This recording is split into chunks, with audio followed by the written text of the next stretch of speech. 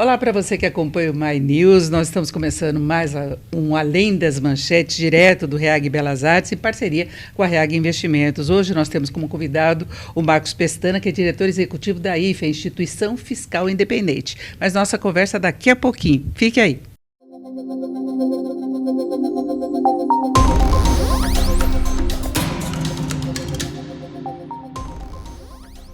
Agora sim, começamos o Além das Manchetes, direto do REAG Belas Artes, do My News, em parceria com a REAG Investimentos. E como eu antecipei, o nosso convidado é o Marcos Pestana, que é diretor executivo da IFE, a Instituição Fiscal Independente. Com a gente a Mara Luque, do My News, e também o Marcelo Fonseca, que é economista-chefe da REAG Investimentos. Vamos cumprimentar o nosso convidado. Marcos, Prazer, muito obrigada pela presença. Obrigado pelo convite.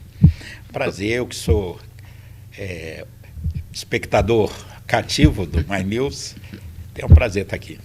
Pois é, vamos falar de economia, vamos falar de finanças públicas. Essa pauta não sai do radar, não é? Nós temos uma preocupação, altos e baixos aí em relação às expectativas, mas a IFE faz um acompanhamento permanente, projeções do que pode acontecer, o que deveria ter feito de ajuste. É ligada ao Senado, mas é uma instituição independente. Eu queria saber como é que você avalia hoje a situação, com base nas últimas ações do governo, por exemplo, aquele corte, contingenciamento aí dos 15 bilhões, as propostas que estão em discussão, emenda parlamentar pode fazer alguma diferença, questão de compensação de desoneração da folha.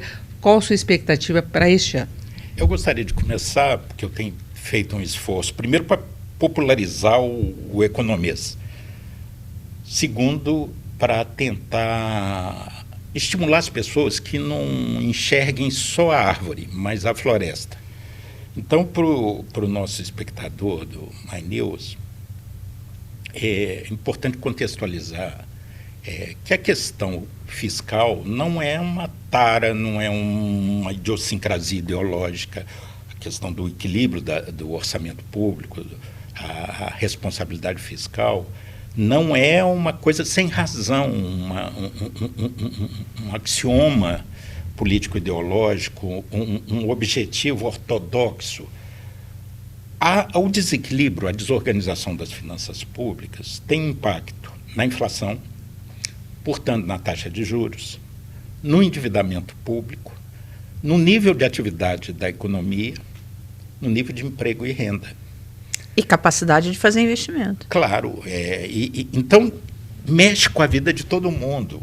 Não é uma coisa contábil, não é um feitiço estético na contabilidade pública. Feitiço ser economista, né? Os economistas são os mal-humorados que dão, como disse o Galípolo, o enjoado da festa, né? Todo mundo se divertindo, vai lá e fala que tem que abaixar o volume da música, né?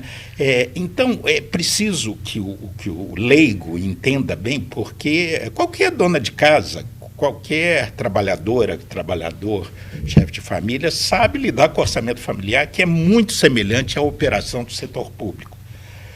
Você tem um Estado moderno que se agigantou, antes, na Idade Média, antes do Estado mesmo, até o século XX, não havia Estado de bem-estar social, saúde, educação pública, previdência.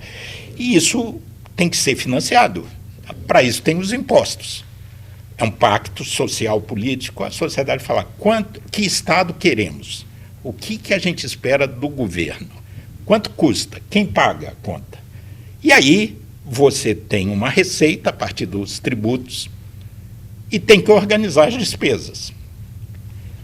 Qualquer dona de casa, qualquer trabalhador sabe que se gastar mais do que tem indefinidamente, o endividamento vai crescer igual a bola de neve e vai chegar a uma situação insolúvel, insustentável. Isso é que ocorre com o governo. Eu tenho falado, e ainda esses dias na imprensa saíram algumas entrevistas com base no nosso último relatório, que o Brasil não está numa situação de pré-crise aguda, como a Venezuela, a Argentina, para falar de exemplos aqui perto. Nós estamos numa situação administrável, mas num patamar bastante acanhado, quase medíocre, por conta, inclusive, do nível absolutamente insuficiente de investimentos. Reflexo de taxas de juros absurdamente altas. Taxa de juros e por conta do avanço das despesas obrigatórias, do engessamento. Nós temos o orçamento mais rígido do mundo. Não tenho notícia de país que tenha um orçamento tão engessado, uma camisa de força, onde 95% das despesas são obrigatórias. E essa margem está crescendo velozmente. A IFE, para chegar no que você me provocou, acredita que possamos ter um estrangulamento absoluto em 2027. Como é que isso ocorreria? Por conta desse engessamento das despesas. Você está crescendo, você tem... Quais são os 4 grandes agregados de despesa? Previdência. Para as pessoas terem noção, o governo federal deve ter alguma coisa, em números redondos, porque os economistas abusam da paciência falando número atrás de número, mas o governo federal terá provavelmente esse ano, de receita líquida, depois de transferir os recursos constitucionais para municípios e estados, 2 trilhões e 200 bilhões. Desse dinheiro, o maior item de despesa é previdência. Quanto? Em torno de 900 bilhões. Logo depois vem a folha, 370, 380 bilhões. A folha de salários dos servidores. Depois vem os juros. Os juros esse ano devem dar 600, 700 bilhões. Quer dizer que juros está abaixo da folha de servidores? Não. Tá, é maior, mas é de outra natureza, que eu vou explicar. E tem um outro item que é antes da apuração da receita, que é que o governo renuncia, deixa de entrar em caixa e de cobrar, são os gastos tributários, que é em torno de 500 bilhões. Então eu que tenho... nesses gastos, nessas reuniões está Simples Brasil, Zona Franca, as entidades filantrópicas, ou a imunidade tributária das filantrópicas, o que nós usufruímos da classe média no imposto de renda, abatimento, dedução de educação e saúde, e por aí vai. Até Simone Tebet falou disso, né? Dessa questão dos Então você tem gastos 5 tributários grandes, você tem uma renúncia de 500, sobra 2.200, aí você tem previdência e folha, que leva mais da metade. E agora, juros é consequência, não é... Tudo bem, mas na hora que eu estou desembolsando, eu tenho previdência, juros e folha? Folha, isso. Tá, mas é um desembolso de natureza diferente, porque juros, você não, anualmente você vota o orçamento. Você não corta juros no orçamento. Uhum. Juros é uma consequência do ambiente de quanto... Como você não paga suas contas com o dinheiro que tem, como você é deficitário, você tem que buscar dinheiro, alguém que queira te emprestar. Dependendo das condições macroeconômicas, do ambiente, o emprestador, quanto mais ele desconfiar que você não vai pagar, maior é o prêmio que ele vai pedir, ou seja, a taxa de juros. A taxa de juros é uma ilusão, as pessoas acham que a Selic rege toda a dívida pública. A Selic é a taxa básica, fixada pelo Copom. Mas existe uma parcela enorme da dívida pública que são títulos negociados no mercado. Agora, o título para 26 está mais ou menos 11%, 12%. Né? Então, a inflação está 4%. Olha que juro real. Então, juros não é administrável do ponto de vista arbitrário, discricionário, na hora de fazer o orçamento. Folha, previdência, gastos tributários. Aí depois o que vem? Precatórios. 35 bilhões por ano, chegou por conta da PEC que postergou os pagamentos, chegou-se a pagar quase 100 bilhões no ano passado, finalzinho do ano passado, mas em média são 35. Aí vem outros poderes e Distrito Federal, dá uns 20 bilhões. Aí vem o custeio da máquina. Porque você imagina, por exemplo, as Forças Armadas sem munição, a Polícia Rodoviária Federal e a Polícia Federal sem gasolina, os órgãos públicos sem água, luz, telefone, telemática, informática, não. Quando tinha o teto, chegamos perto dessa situação em alguns momentos. Não, e vamos chegar... Não dá para pagar a polícia rodoviária, é isso? Coisas desse tipo. Houve, você imagina, tem essa coisa que tem os gastos não obrigatórios que são obrigatórios. O Tesouro Nacional até criou uma categoria agora, né, que é das despesas discricionárias rígidas. É um eufemismo para falar. Eu vou citar um exemplo que eu tenho usado. A turma nossa que está no exterior, como bolsista, em projeto de pesquisa, fazendo doutorado, mestrado. Tá bom, não é obrigatório pagar, mas eles foram para lá. Estão lá nos Estados Unidos, na Europa, estudando, para agregar tecnologia, conhecimento, para aumentar a produtividade do país. Se você não paga a bolsa deles, eles passam fome, não pagam um aluguel. Então, não é obrigatório, não está escrito em lugar nenhum que é obrigatório, mas... É moral até. Por outro lado, as emendas parlamentares, e isso eu falo sem nenhum preconceito, porque, coincidentemente, eu fui parlamentar, então eu não trato esse tema com o preconceito que, às vezes, eu enxergo em algumas análises, e podemos falar disso se for interesse de vocês. As emendas estão, ano passado, somando todas as modalidades de emenda, deu 35 bilhões de desembolso efetivo, que é uma parcela delas.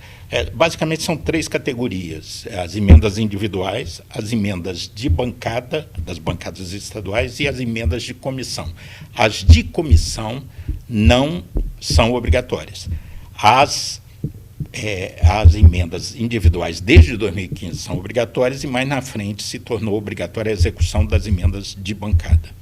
Então, tem essa coisa aí que está girando no orçamento em torno de 50 bilhões, mas efetivamente no último ano foi pago 35. Qual outro tipo de despesa, além do custeio, dos precatórios, das emendas parlamentares? Aí vem os investimentos. Tadinhos. Então, mas até aí, até a parte de emendas parlamentares, isso que você falou, isso consome 90% do orçamento? Quanto do orçamento? Não, as despesas obrigatórias, chamadas obrigatórias mesmo, já estão consumindo quase 95% do orçamento. Se você colocar as discricionárias rígidas, vai para 96%. Ah, sim. Então, as emendas parlamentares entram na despesa obrigatória? Ou entra como discricionária? Não, as individuais? As individuais de bancada estão na Constituição, são obrigatórias por mandamento constitucional. Então entra nessa rigidez do orçamento. Óbvio. Quer dizer, você não tem nada para o investimento, você tem. É por isso que você taxa de investimento. E aí vem toda essa discussão. E é importante o nosso espectador entender isso. Por que o Brasil não tem um processo de crescimento sustentado? O que puxa desenvolvimento é investimento, não é consumo.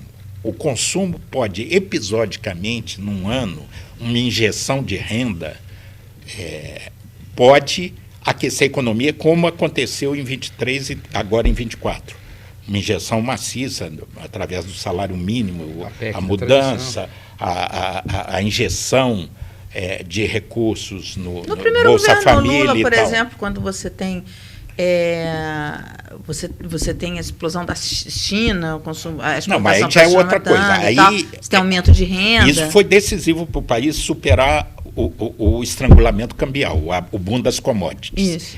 Nós tivemos 2 grandes eventos que nos libertaram de parte dos problemas econômicos. O Plano Real e todas as medidas subsequentes de equilíbrio fiscal que nos tiraram da hiperinflação.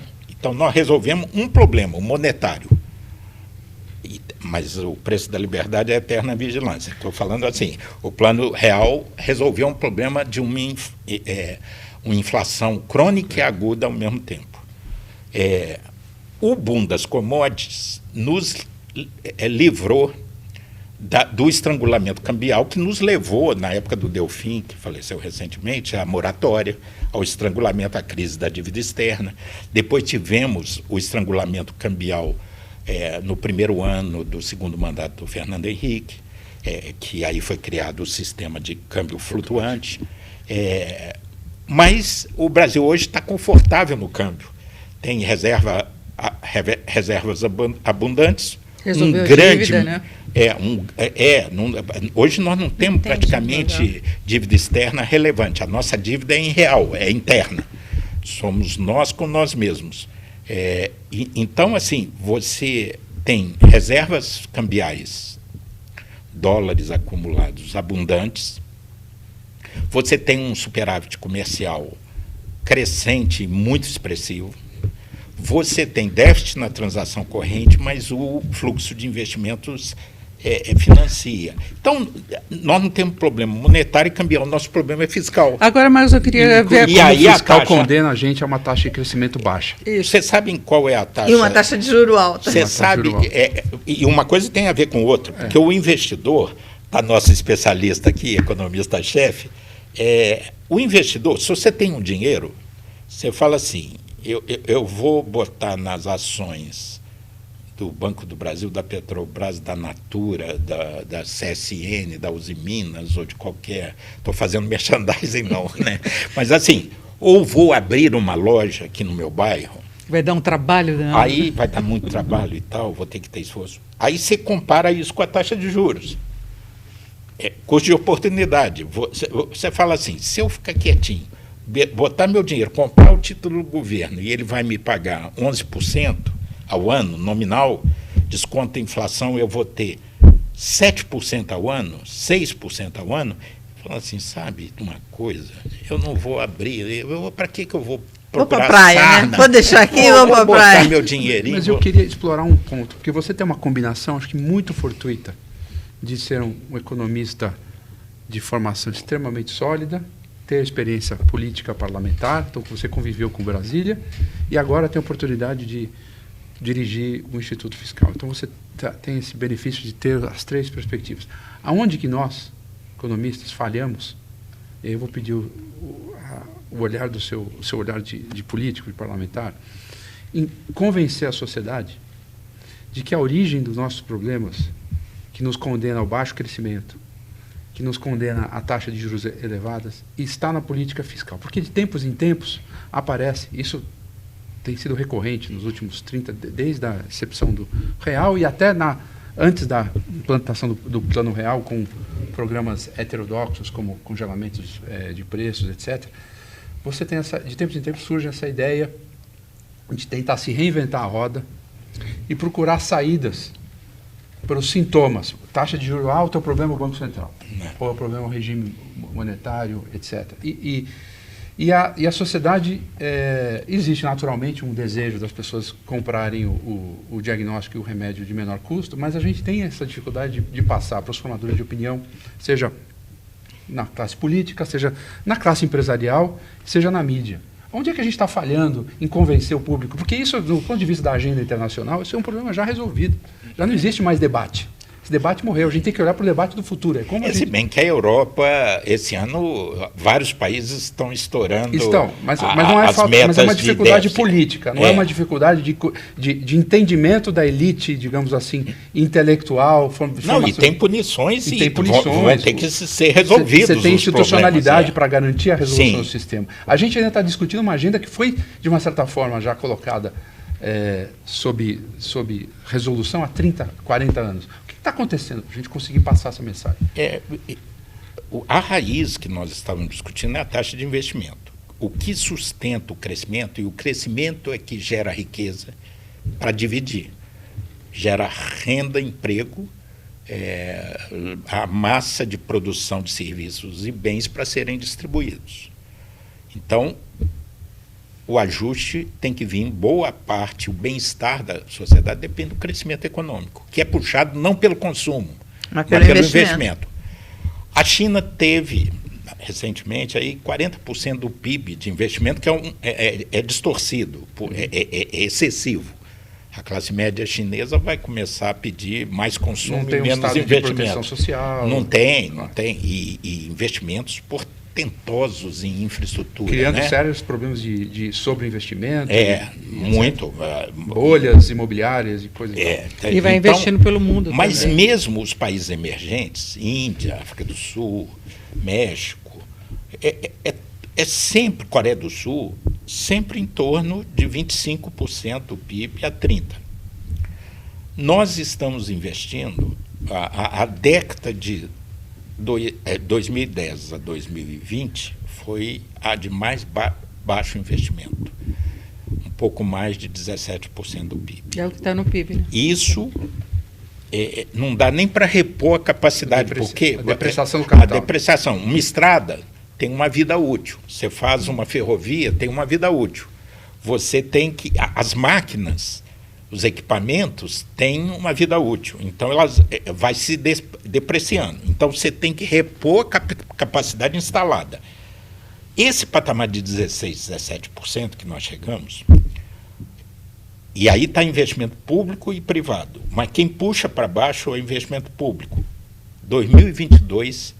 foi o menor investimento da história, de toda a história brasileira do governo federal. Chegamos no fundo do poço.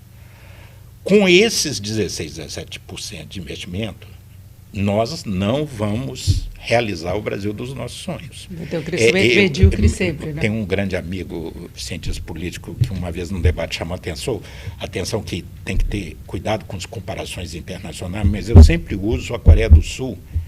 A Coreia do Sul, em 1980, 44 anos atrás, tinha uma renda per capita, uma renda por habitante menor que a nossa. Hoje tem 3,6 mais do que a gente, em 44 anos.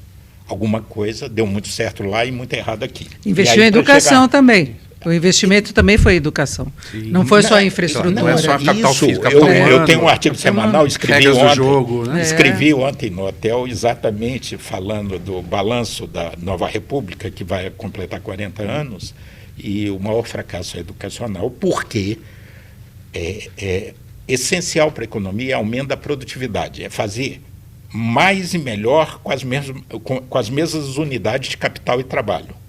Até porque está nascendo menos bebê, o boom demográfico está passando, então você não vai ter, como teve na década de 60, 70, 50, muita gente chegando para produzir mais. Então você vai estabilizar o fator humano, o trabalho, e o capital não é abundante aqui, nós falamos sobre investimento. Então você tem que aumentar o quanto você produz com cada real. Você tem através do aumento da produtividade. Aumento da produtividade é basicamente fruto de 3 coisas: educação de qualidade, capacidade de inovação, ciência e tecnologia, de pesquisa, né? E o ambiente de negócios. Então você tem que ter esses 3 elementos, e o Brasil está claudicando nos 3. Então é o seguinte, aí o problema fiscal introduz esse dilema, porque o governo investe muito pouco. E aí nós nunca vamos pegar a Coreia. Eu estava falando. Ele investe muito pouco, mas ele também pressiona as taxas de juros de mercado e torna o investimento privado baixo. Então, mas aí eu queria colocar uma outra condição do governo Lula, por exemplo. O Lula tem esse diagnóstico que é preciso investir. Tanto que ele falou que alguns gastos não são gastos, são investimentos. Só que, ao mesmo tempo, ele engessa mais o orçamento, com o aumento real do salário mínimo. Então, entra nessa conta da Previdência, entra em outras contas também. Então, ele vai se engessando mais, não tem vontade de cortar também outros estímulos, vem com medidas protecionistas para alguns setores, então vai aumentando todo esse bolo de despesa obrigatória. E, por outro lado, não consegue se apropriar de aumento de arrecadação para transformar esse investimento. Eu estava até olhando aqui o registro da última arrecadação, no mês de julho, novo recorde, 231 bilhões de reais. Eles já arrecadaram 1,5 trilhão a receita do governo chegou com esses dados no mês de julho. Então, um recorde atrás do outro, né? Inclusive, a Haddad foi muito atrás desse que você falava, dos gastos tributários, buscando essas brechas. E aí a incoerência começa nessa gestão. Então, a gente pegando a posição do Lula, ele quer investir mais, só que ele quer estimular o consumo. E aí ele se engessa mais. Como é que se lida com isso tudo? E aí eu vou começar de onde nós paramos, da sua pergunta, onde nós erramos, os economistas. Nós não erramos. A população e as pesquisas de opinião revelam um grande apreço pela estabilidade. Se um governo quiser se desgastar com a população, é provocar inflação. Isso ficou claro no governo Dilma. Sim, o plano real... Ela começa a perder popularidade quando a inflação sobe. Exatamente. E uma combinação ali de recessão com inflação. E aí a taxa de juros teve que ser majorado muito, porque houve uma queda insustentável. Mas onde nós erramos? Não propriamente os economistas, é um debate da sociedade que ainda está avançando essa cultura, mas não é enraizada ainda a cultura da responsabilidade fiscal. Porque bacana é gastar. Eu tenho certeza que nós aqui, vocês não queriam ir umas 3 vezes para o exterior por ano? Vocês não queriam... Não, e no Brasil é legítimo gastar, porque você tem uma camada grande da população que precisa do Estado. É quase o consumo básico, né? Mas nós que gostaríamos de ir para o exterior, trocar carro, melhorar a casa, trocar para um apartamento maior, só que tem uma coisa chatíssima, chama restrição orçamentária. E quem dá essa notícia são os economistas. Os chatos que falam assim, não faz, não pode, tal. Bacana é gastar, é fazer, é investir. Só que não há mágica. Você tem uma receita que é fruto dos tributos coletados da população e você tem gastos. O Brasil fez, nessas 4 décadas de redemocratização, 4 coisas fantásticas. Consolidou a democracia, que foi testada várias vezes, acabou com a inflação crônica e aguda através do Plano Real e das medidas subsequentes. Avançou na agenda de responsabilidade fiscal em alguns momentos, Sim, apesar de aí eu coloco nesse capítulo da institucionalidade, da estabilidade. O terceiro fez uma potente e muito bem estruturada rede de proteção social. Os miseráveis, os pobres, não ficam ao desalento. Então, vem aí BPC, Bolsa Família, todas a estrutura previdenciária. Você tem um estado de bem-estar social consolidado. Em quarto lugar, nós temos uma institucionalidade na área ambiental. Eu, por coincidência, fui vice-ministro do Meio Ambiente por 10 meses e aprendi muito com a equipe do Ministério do Meio Ambiente. Nós temos regras e instituições avançadíssimas. Então, são grandes feitos. No entanto, a partir, como eu comparei com a Coreia, nós perdemos o rumo do crescimento sustentado e não entramos no mundo desenvolvido. Ficamos ainda presos na armadilha da renda média, do país eternamente emergente. E olha, o Brasil, de 1930, do pós-Segunda Guerra até 80, a crise do petróleo e a crise dos juros internacionais, ele foi uma máquina de crescimento. Se falava do milagre brasileiro como um milagre japonês. Eram os 2 países que mais cresceram. Só que chegou em 80, nós começamos a tropeçar em crise cambial e inflação aguda, plano de estabilização, desorganização da economia e tal. E temos... eu falo que o balanço da minha geração é um copo meio cheio, meio vazio. Fizemos muita coisa boa e deixamos de fazer. Por exemplo, eu quase chorei quando eu li os resultados do último IDEB. que é o grande fracasso da nossa geração. Muito longe da média. Mas você pintou um quadro, né? Você colocou aqui o orçamento e falou, está engessado, não tem dinheiro para investimento, investimento é super importante. O professor Raul Veloso esteve aqui com a gente e ele mostrou exatamente isso que você está falando, da queda, e o setor público é um importante catalisador. O investimento privado não vem se você não tiver o setor público puxando. E você tem hoje no mundo, e aqui no Brasil, quem traz isso é o André Lara Rezende, trouxe com mais força essa nova teoria monetária em que o que ele fala é o seguinte: você fazer emissão para investimentos e não para gastos recorrentes. Você acha que isso não tem? Não me jogue casca de banana, que eu admiro profundamente o André, mas não necessariamente todas as ideias dele. Não. Eu acho que ele até já corrigiu a rota um pouco, falando que o endividamento não pode ser superior ao crescimento do endividamento superior ao crescimento do PIB, para não alterar a relação dívida-PIB, mas a questão é assim, não existe mágica. O problema, eu fui 8 anos deputado federal e havia uma cultura, às vezes, assim, o brasileiro achar, e os seus representantes, que há sempre uma saída mágica. Vamos apostar que lá na frente a gente se entende. E tinha uma palavrinha, e as palavras são muito importantes. Você tocou na questão de gasto. Gasto é gasto. As palavras, o Aurélio, né? A gente falava pai dos burros, né? Você vai lá, gasto é gasto. Investimento é investimento. Investimento é gasto. É um tipo de salário é gasto. Previdência é gasto. Gasto tributário é gasto. Acho que o ponto que você quer chegar é que, na medida em que você faz o dispêndio, ele pressiona o endividamento público. É claro. Que contamina, obviamente, a determinação da taxa de juros. Mas, por exemplo, investimento em saneamento, você não tem um retorno? Porque o André bate muito nessa tecla de que... Ele fala, inclusive, o seguinte, que uma agência de investimento... Porque, por exemplo, você fala em investimento, aí você vai ver... tem uma... Hoje no jornal, inclusive, tem uma coluna da Maria Cristina que ela conta da conversa do ministro Dino com o Lira, falando das emendas que colocaram os dentes lá no Maranhão, dos 540 mil dentes lá. Lembra dessa história, né, que a revista Piauí deu?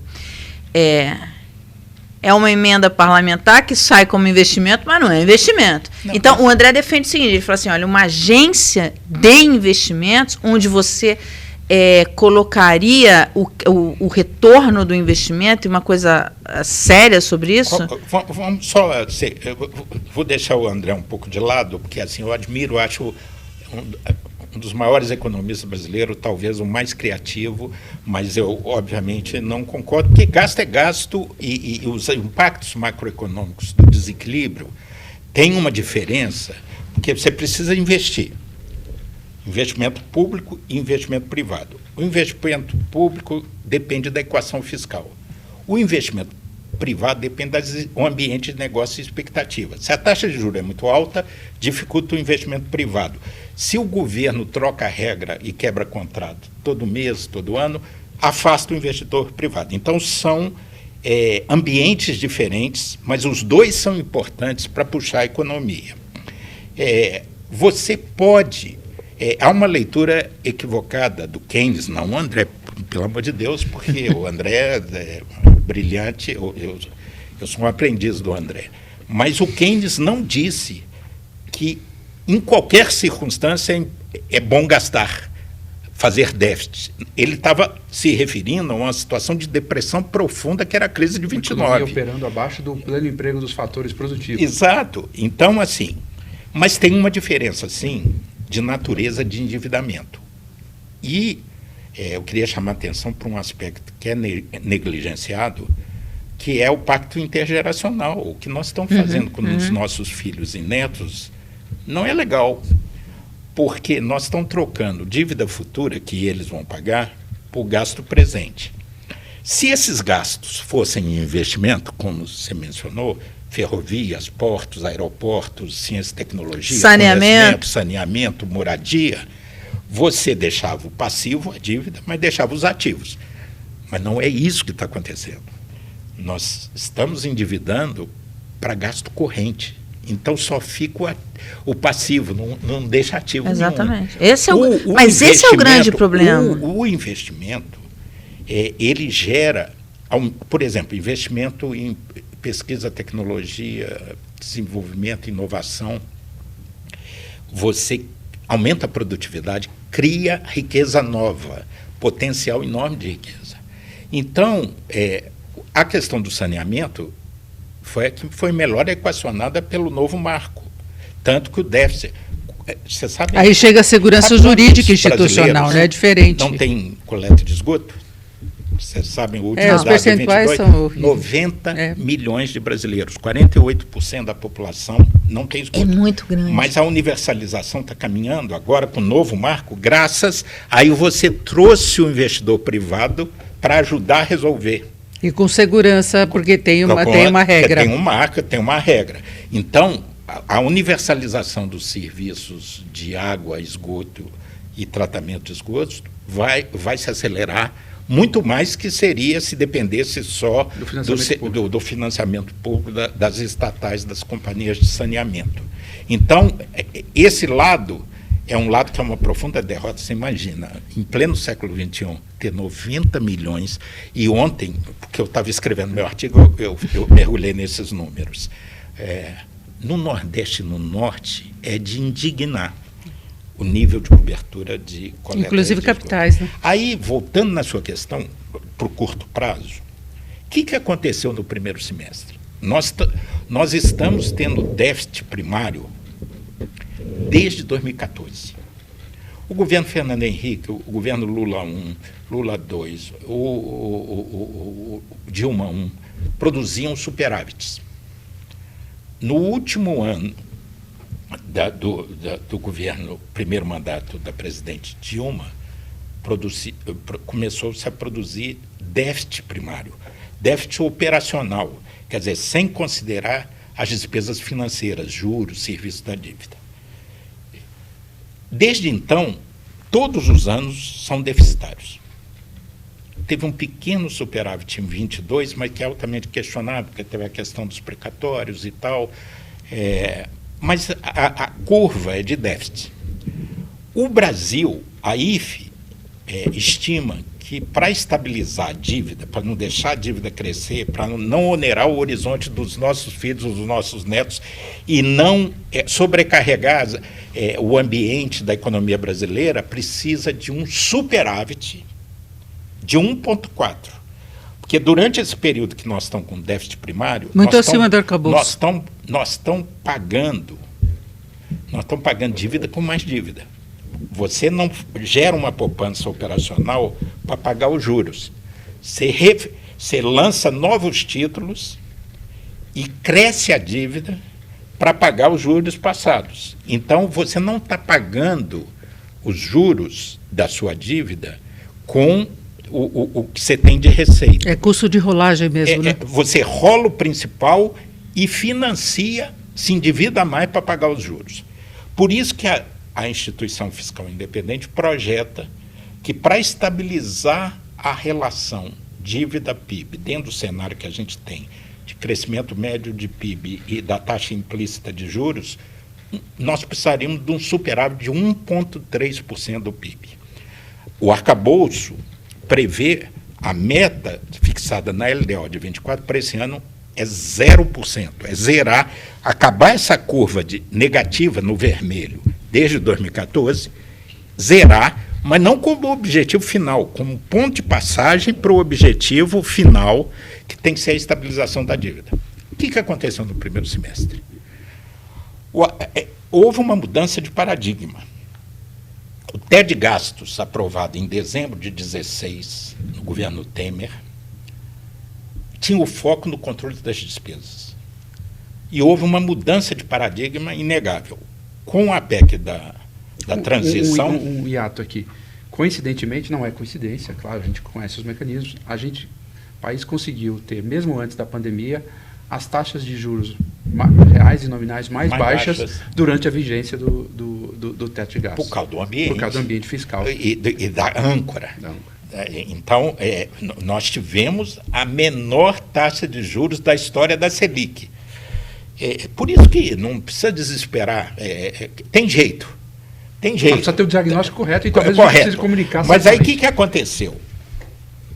Com a PEC da transição, morreu o teto de gastos. E se previu a votação do novo arcabouço. Isso foi feito, o Congresso aprovou o novo arcabouço, que, gostemos ou não, tem o foco mais no aumento das receitas e não no controle de despesa. Aumentaram as receitas em 24? Muito. Foi o recorde que eu falei. Houve um pacote tributário, algumas correções importantes, tributação de fundos exclusivos, de fundos offshore, de mudanças, retorno da tributação federal sobre combustíveis, uma série de ajustes às BETs, inclusive isso é um assunto interessante do ponto de vista fiscal, porque eu fiquei impressionado, o faturamento está chegando a 1% do PIB. Então, das empresas de apostas? Essas BETs, todas, né? Que não para de crescer, né? Apostas, que não para de crescer. 100 bi por ano. 120 bi por ano, e vai gerar um bi e meio esperado pelo governo. Então, também houve um projeto de lei para tributar as apostas esportivas eletrônicas. Então, houve um pacote aprovado pelo Congresso, com alguma desidratação, algumas medidas não passaram, mas, por exemplo, passou também a tributação federal sobre subvenções econômicas concedidas pelos estados. Não passou, como queria, o juro de capital próprio, a alteração das regras, e agora houve uma nova tentativa, o Senado botou o pé na porta. Não passou, tem essa questão, muitas questões estão judicializadas aí que a gente não percebe. A questão da contenção do fluxo de compensação de créditos tributários. Mas, enfim, a arrecadação cresceu 9 pontos acima da inflação. A arrecadação a variação da arrecadação é basicamente inflação, PIB, mais esforço institucional. O que é esforço institucional? Novas leis, a perda de fiscalização, mudança de regra e aumento tal. de carga mesmo. Você pode botar 2% de esforço institucional, pode pôr, a inflação vai ser 4%, o PIB vai ser 2,5%, você pode cravar 5,5%, mais 2% no máximo, 3%, porque você não tem um estoque de mágica, você não repete mágica todo ano. Então, você gastou suas munições. E deu. Nós estamos com uma inflação de 4%, teve 9% acima da inflação de arrecadação. Beleza, a estratégia deu certo. Não. As despesas cresceram 10,5%. 12. Você está computando já agosto. Mas, na verdade, o crescimento real do primeiro semestre, 10,5%. Então, é como enxugar gelo. Aí se enxerga alguma despesa que não está no radar ainda e que vai estourar? Algum esqueleto? Não, aí primeiro é importante, nós acabamos de participar de um congresso internacional organizado pela OCDE em Atenas, eram 41 países. A IFE, não cabe à IFE ter juízo de valor sobre as políticas públicas, sobre o posicionamento. A OCDE, que articula a rede de IFEs e congêneres no mundo inteiro, faz a metáfora que assim, a IFE é o xerife das finanças públicas, é o pitbull das finanças públicas. Não nos cabe opinar, o arcabouço está na direção correta ou errada, a reforma tributária está na direção correta ou errada. Nós... Vocês fazem conta, né? Nós fazemos conta e lançamos alertas. Então, mas vocês estão olhando todo o cenário. Você vê algum esqueleto que pode sair? Roberto Campos, que eu falei para ele essa presidente metáfora, do Banco Central. O presidente do Banco Central, que a IFE só late e rosna, o Banco Central late, rosna e morde no copom. Né? A gente só... Quer dizer, por isso a OCDE dá grande peso no texto fundamental de governança de princípio das IFES, que a OCDE tem um documento alentado, muito bem discutido, dá muita importância à transparência e ao papel da imprensa. As IFES, obrigatoriamente, para poder latir e rosnar, dependem da imprensa, porque cabe a gente fazer as contas, mas a gente não presta consultoria, não dá opinião. Isso cabe ao presidente da República, seus ministros, senadores e deputados federais decidir qual é a regra do jogo. Agora, votada a regra, a IFE entra para fiscalizar se está sendo cumprido. A gente não entra no mérito. Então, a gente não identifica. Há uma inércia, nós estamos chegando num nível de rigidez que não tem muito o que inventar a roda. É isso. Previdência, folha, gastos tributários, juros. E qual seria a prescrição para a gente conseguir começar a endereçar isso? A IFE não faz prescrições, né? Mas assim, imaginar assim, previdência. Só tem jeito de mexer se tiver algumas mudanças mais profundas. Uma nova reforma. Uma nova rodada de reforma, que não está na agenda do Congresso e do governo para esse mandato, até 2026. Mas já está no radar de todo mundo que... Dos especialistas. Que não, isso aí, né? não é um problema brasileiro. Previdência é um problema... Macron, o preço que ele pagou na França, a questão central foi aumentar 2 anos. Aumentar 2 anos, porque o francês... Eu adoro a França. Inclusive, o Le Pen quase ganhou a eleição na promessa de reverter a reforma. Claro, lá e é estranho, a extrema esquerda e a extrema direita francesa são contra a reforma da Previdência do Macron. E eram 2 anos de aumento na idade mínima aposentadoria para 64 anos, num país que tem expectativa de vida muito maior que o brasileiro. E eu costumo brincar que eu tenho uma amiga que foi casada com um francês, que os franceses entram em decadência, mas não perdem a pose. Que eles não abrem mão, os sindicatos são fortíssimos e você tem uma resistência absoluta. Então, assim, mas esse é um problema no mundo inteiro. Porque uma coisa trivial, simples, porque está nascendo menos gente e, felizmente, com o avanço do saneamento da saúde, as pessoas estão vivendo muito mais. Então... eu aprendi a falar isso, que ainda tem que acentuar que assim, ainda bem que as pessoas estão vivendo muito mais, porque não parece um problema, né? Não, quando eu fui secretário de Planejamento e Orçamento em Minas, eu contratei a FGV para o primeiro estudo diagnóstico da situação de médio e longo prazo do sistema previdenciário público mineiro. E num seminário nós fomos expor o relatório final na Assembleia com sindicalista, especialista, deputado e tal, e o técnico, professor, falou assim, o problema é que as pessoas estão vivendo muito. Aí um sindicalista foi no microfone, falou, está vendo, eles estão propondo genocídio dos idosos e tal. E aí acabou o seminário, né? Acabou o relatório, acabou o seminário, e já na década de 90 do século XX, a gente já antevia que não ia dar certo, a conta não ia fechar. Então, isso é um problema mundial, e vai ter que nós tivemos um mecanismo muito engenhoso, que ele se autoajustava, que foi o fator previdenciário. Ele já incorporava uma mecânica da transição demográfica, a regra era dinâmica. Mas, enfim, aí resolvemos terminar com o fator, substituir, mas o fato é isso, folha, só com uma profunda reforma administrativa, e vamos ser justos. O Brasil não tem um gasto e um número de servidores desproporcional, fora da curva com outros países, a relação servidor-população. É claro que, nas condições brasileiras, o servidor público, em média, ganha muito mais que o equivalente na iniciativa privada, não é em tudo. É evidente que tem privilégios aqui e ali, distorções, mas o gasto em si com o pessoal não é uma desproporção. Tem algum...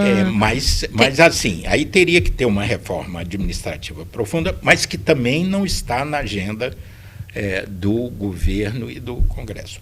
Gastos tributários.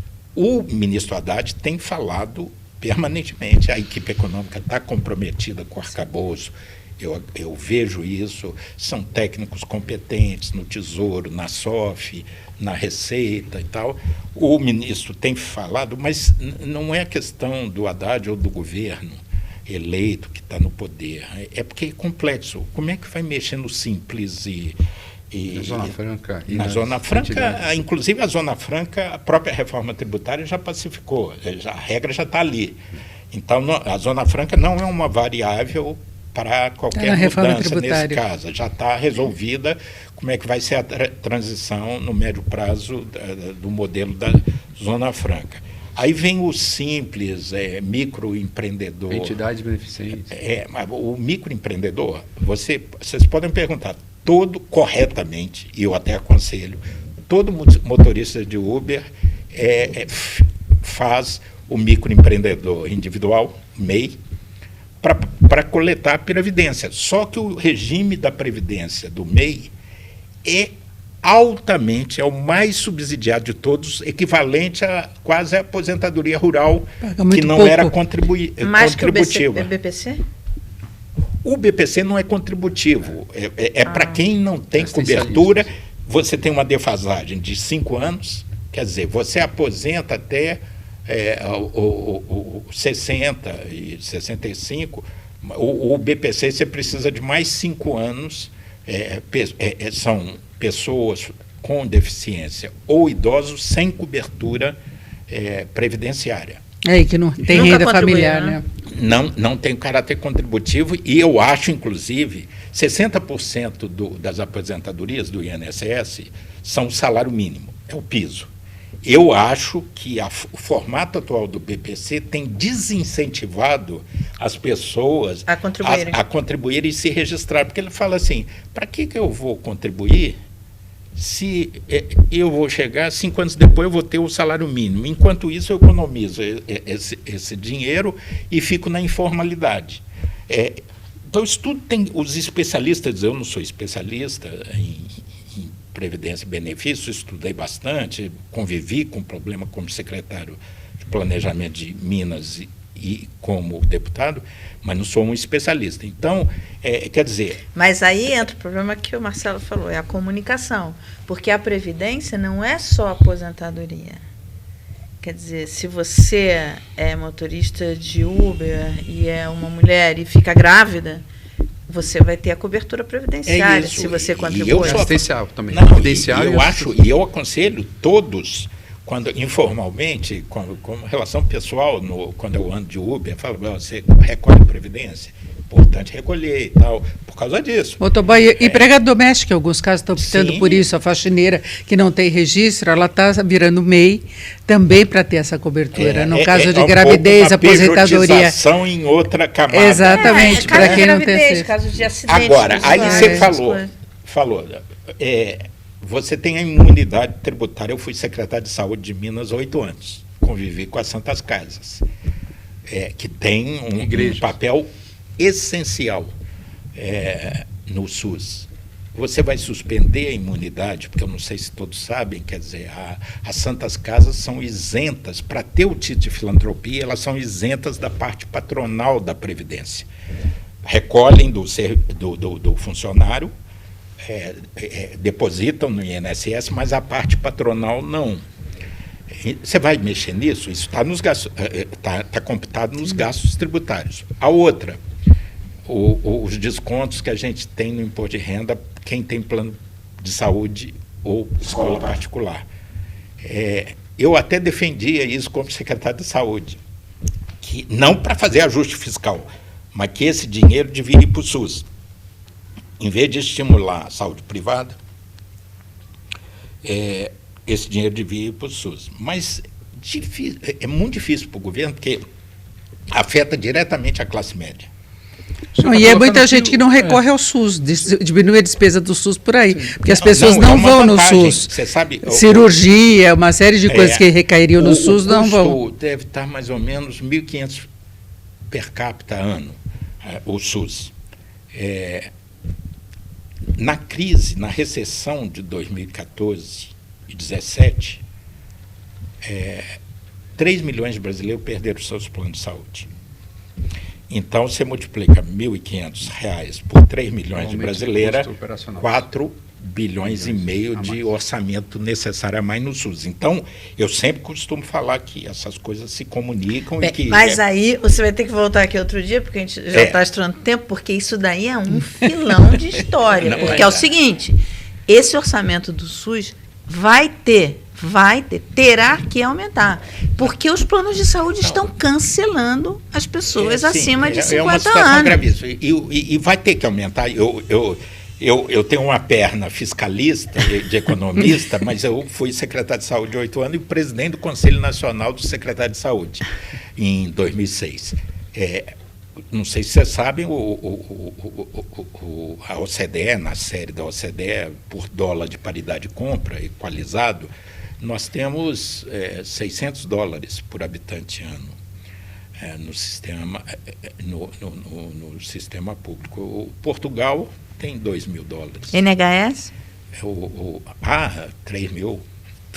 Então, assim, do ponto de vista... Mas, assim, aí volta a provocação de vocês. É a porcaria da restrição orçamentária. Você tem muita necessidade.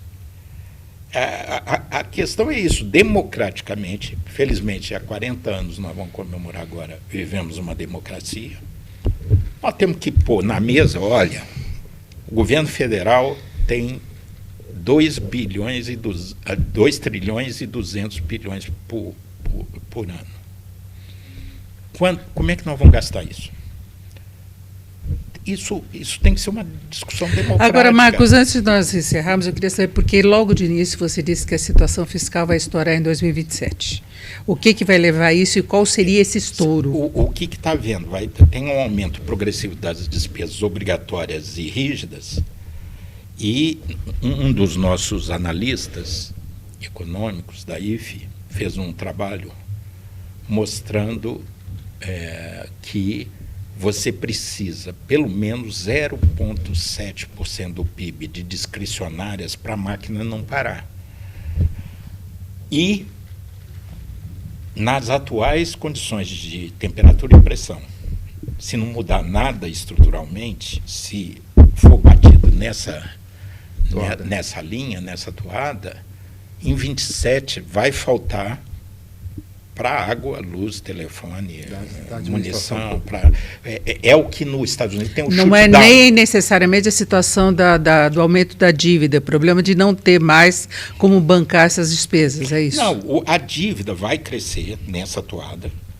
A gente estima que ano que vem vai estar em torno de 80% do PIB, em 29 vai para 90%, em 34 para 100% do PIB.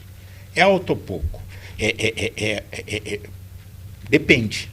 O Japão tem 210. Depende da condição de pagamento. Eu fui na Grécia, né? agora, a Grécia, no auge da crise, chegou a 220% do PIB, a dívida. Estava sob o guarda-chuva do Banco Central Europeu, que inclusive comprava títulos. Agora tem, na Grécia, um programa fiscal consistente, o primeiro-ministro foi reeleito, a dívida está em 160% do PIB, mas ganharam o grau de investimento, porque há uma trajetória e regras. As instituições falaram assim, o rumo é esse. Então, a dívida é um problema se tiver cheiro de insolvência, de calote. Agora, seria um problema se o governo não tivesse sequer para bancar as despesas obrigatórias, como você citou. O que nós estamos falando é de estrangulamento operacional em 2027.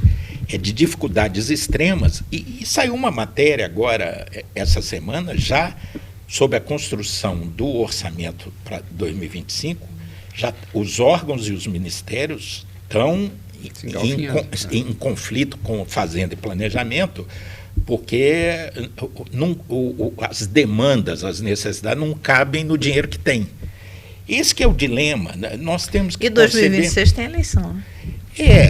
E sempre é difícil fazer ajuste em ano eleitoral e sempre as eleições são pró-gasto. Mas o importante é ter regras. Nós falamos do livro do Acemoglu aqui, né, porque as nações fracassam. O grande motivo desse livro, o mote, é que o que faz a diferença entre o sucesso e o fracasso é a qualidade das instituições.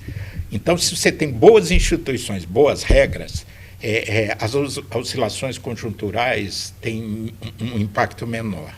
Então, a trajetória, no relatório de acompanhamento fiscal da IFE, agora de agosto, tem um outro trabalho de um analista mostrando que, sem juízo de valor, mas a retomada, o fim do teto de gasto e a retomada da valorização real do salário mínimo, que indexa o salário mínimo, 60% das despesas na Previdência, no BPC, referência para o Bolsa Família, auxílio-desemprego, abono salarial e por aí vai. Só a mudança de recuperar o aumento acima da inflação e manter ele como indexador para várias despesas públicas, mais a retomada da vinculação Educação e saúde. Educação e saúde, independente de juízo de valor. Defender mais o SUS do que eu é impossível.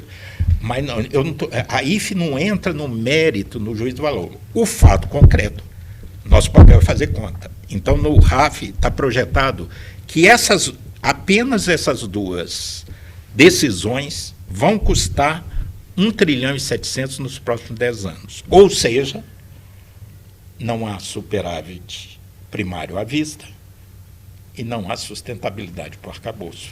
Ou seja... Esse é o nosso alerta, sem juízo de valor. Faça o que quiser a partir disso. Não, a gente alerta... Mas o que você está dizendo o dinheiro vai acabar em 2027. Vai ter um grave... Porque lá nos Estados Unidos, o que acontece? Nenhum país tem esse negócio de superávit primário. Eu não sei se vocês sabem, isso foi uma criação do FMI com o Delfim na negociação de 80.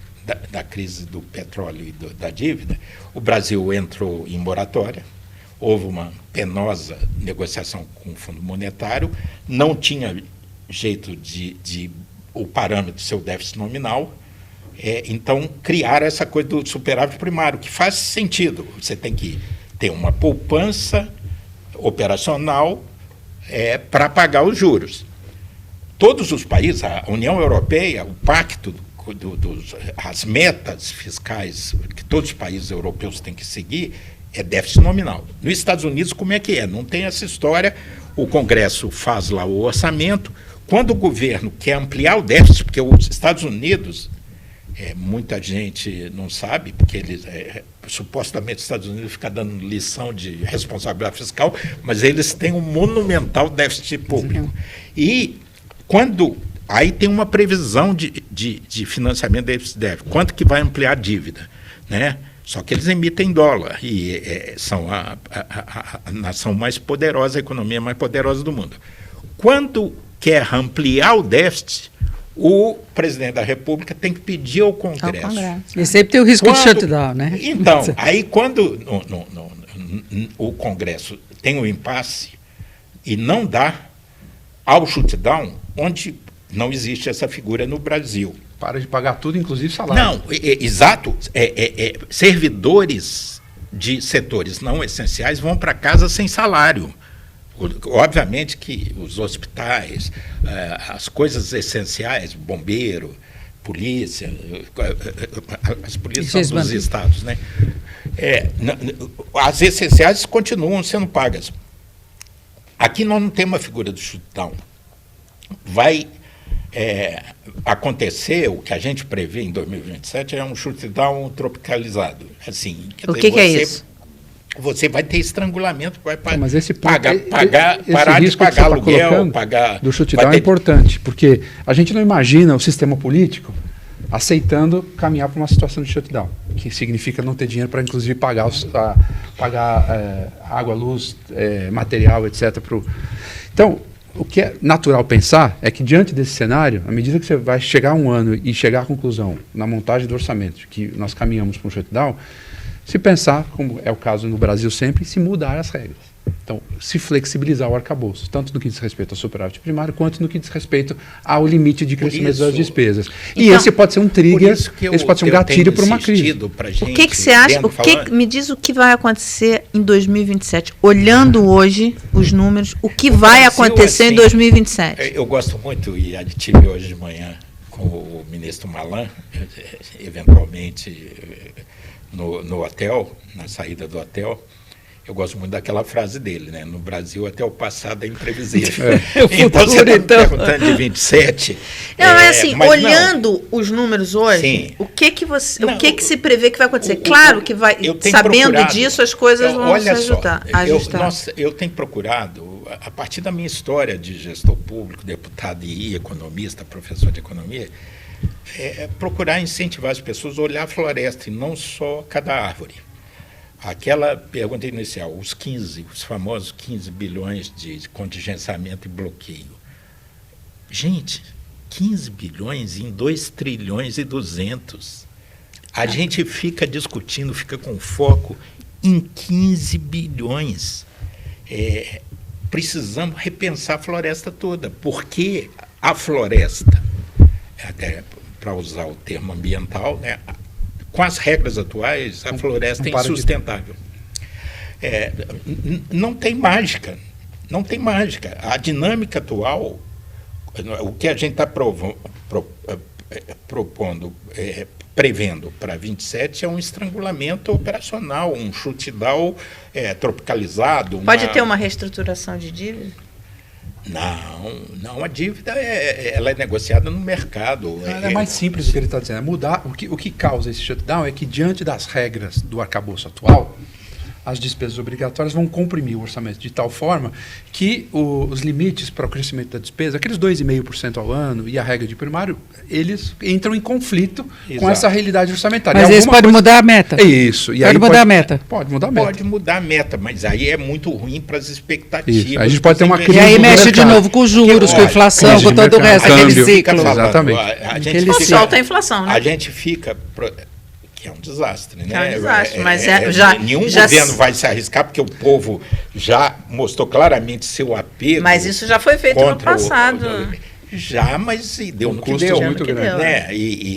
Então, como é que a gente sai desse impasse? Porque a gente tem um impasse aqui que está muito claro. As instituições têm que operar, os mandatários, quem foi eleito, quem tem poder de decisão, à luz desses dados, porque o doutor Ulisses Guimarães gostava de falar, Vossa Excelência, os fatos. Né?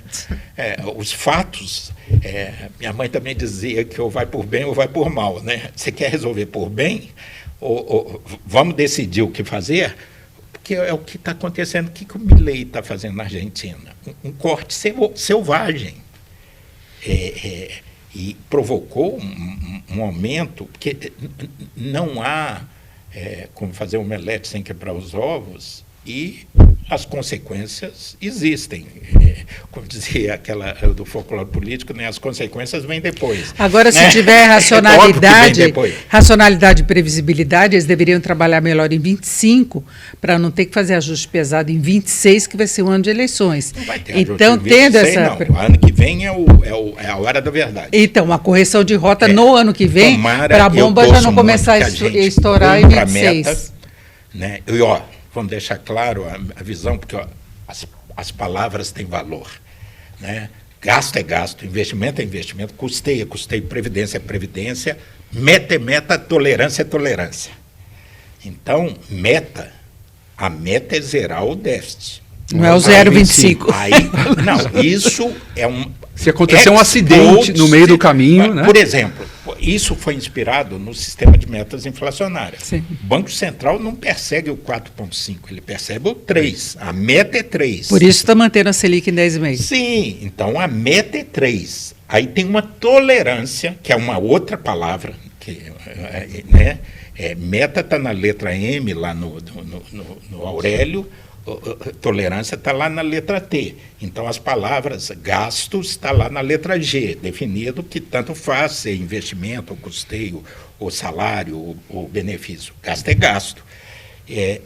O importante, e a equipe econômica está empenhada no cumprimento do arcabouço, da meta.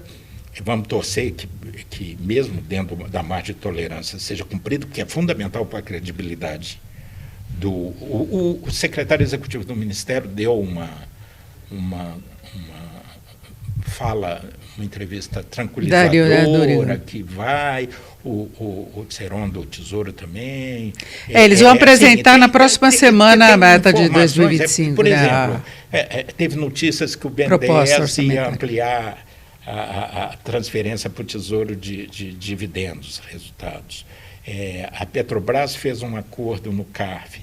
Eles têm informações que estão dentro do governo, e o governo tem que governar. O papel da economia, da equipe econômica, é perseguir os objetivos, as metas. Agora, a IFE, no último relatório, mostrou que para cumprir a meta, zerar o déficit, é preciso, nos 5 últimos meses, um esforço adicional fiscal de 65 bilhões, em torno de 65 bilhões. Isso 24, né? Em 24, agora, em 5 meses agora... Para conseguir chegar ao zero. Para chegar ao zero. Faltam 64 bilhões. 64 para atingir o zero. Pode ser por aumento de receita ou por corte de despesa. Ainda haverá 2 oportunidades, 2 relatórios bimestrais em setembro e novembro, onde o governo, com base no realizado, pode decretar novamente novos contingenciamentos e bloqueios e tal. E, agora, medidas de receita, ainda tem algumas em aberto. O CARF, por exemplo, é uma interrogação, porque no orçamento de 2024 está lá negociações no âmbito do CARF, 55 bilhões. Mas um dos secretários falou também da questão dos precatórios, de o judiciário liberar menos. Ele falou que isso pode garantir de 80 a 100 bilhões. Não, a média histórica é em torno de 35. De decisões, de disputas judiciais. Que chamaram aí de PEC do calote, lá no... o Paulo Guedes fez uma emenda constitucional postergando até 27. Agora o Supremo e o ministro Haddad e o Supremo negociaram e regularizou extrateto, e houve um grande pagamento de 90, mas não tem esse. O que estão negociando disputas todo. Ainda que estão correndo. Mas são riscos futuro. Potenciais. E esse eu espero, o país, não sei se vocês sabem, o contencioso fiscal no Brasil, todas as questões que estão no plano administrativo e judicial, dá 70% do PIB. Normal. 7 tri. Normalmente, nos países desenvolvidos, 1 ou 2%, que são... Eu acho que a reforma da tributária vai ajudar muito nisso. E o governo está mais atento à Advocacia Geral da União, a esses passivos potenciais. Mas isso é assim, nós estamos falando do médio prazo, de matar o mal na raiz, não deixar ter novos, mas esse ano que eu estou falando, ainda falta um delta para se cumprir, voltando a dizer que é num orçamento que nós temos que repensar, 2 trilhões e 200 bilhões, nós estamos falando de 65, a IFE está falando de 65 bilhões. Isso para atingir a banda inferior da meta, isso, uns 30 bi seria suficiente para bater na trave. O 0,25. Bíblico, né? Cada dia é sua agonia, né? Mas só que o horizonte estratégico, nós temos que pensar de um ponto de vista mais estratégico, mais global, como é que recupera o investimento, como é que a economia brasileira tem tudo para crescer 4% ao ano de forma sustentada. Se a gente olhar a curva do PIB nas últimas décadas, parece uma montanha-russa. Então, assim, aí você tem, em 2010, 7%, aí tem a recessão 3,5%, em 14, 15, 16, 0%, 3,5% negativo, 3,5% negativo. Então, aí fica esse movimento da montanha-russa. Mas o Brasil, o grande calcanhar de Aquiles, atualmente, eu acho que para encerrar, 2 grandes tarefas. Ter uma solução definitiva para a questão fiscal e nós, brasileiros, compreendermos que a economia capitalista é uma economia de contratos. Contrato entre o empregador e o trabalhador. O prestador e o tomador. O setor privado e o setor público. E o consumidor com o ofertante. São contratos. Então, não pode quebrar regra. a 3x2, não pode mudar regra. Isso eu estou falando de leis, Constituição, normas e marcos regulatórios. A pessoa que põe o seu dinheirinho, principalmente o estrangeiro, que põe o dinheiro dele aqui no investimento que vai amadurecer em 10, 15, 20 anos, ele não pode ter dúvidas sobre a semana seguinte. Como é que ele vai pôr o dinheiro que vai retornar em 15 anos, uma hidrelétrica ou uma fábrica de aço ou uma automobilística? Segurança institucional, é isso. Isso. E jurídica. Então, esses são os dois grandes desafios. Acertar o fiscal e gerar um ambiente. Eu tenho uma amiga que também casou com suíço. Eu perguntei, depois do segundo ano que ela estava lá, falei, como é que é lá e tal? Como é que você está achando? Uma chatança. Esse negócio tem que ser chato. As pessoas já sabem exatamente como vai ser sua vida daqui a 25 anos. É uma monotonia. Não tem essa montanha-russa brasileira. Nossa emoção, aqui é com emoção. É isso, eu agradeço muito a presença do Marcos Pestana, poderíamos ficar horas falando sobre isso, ele que é diretor executivo da IFE, Instituição Fiscal Independente. Muito obrigado, você deu uma aula aí das contas e dos riscos que nós corremos. Nós vamos fechando por aqui esse Além das Manchetes, com a Mara, com o Marcelo, obrigada a todos. Obrigada pela presença. E pensando em 2027. O que vai acontecer até lá. A longo prazo estaremos todos mortos, segundo o Keynes, mas até lá eu acho que a gente sobrevive bem. É isso. Obrigada a você que esteve com a gente, nos acompanhando até agora, e confira também os outros Além das Manchetes, conversas que vão além desse noticiário do dia a dia. Até a próxima.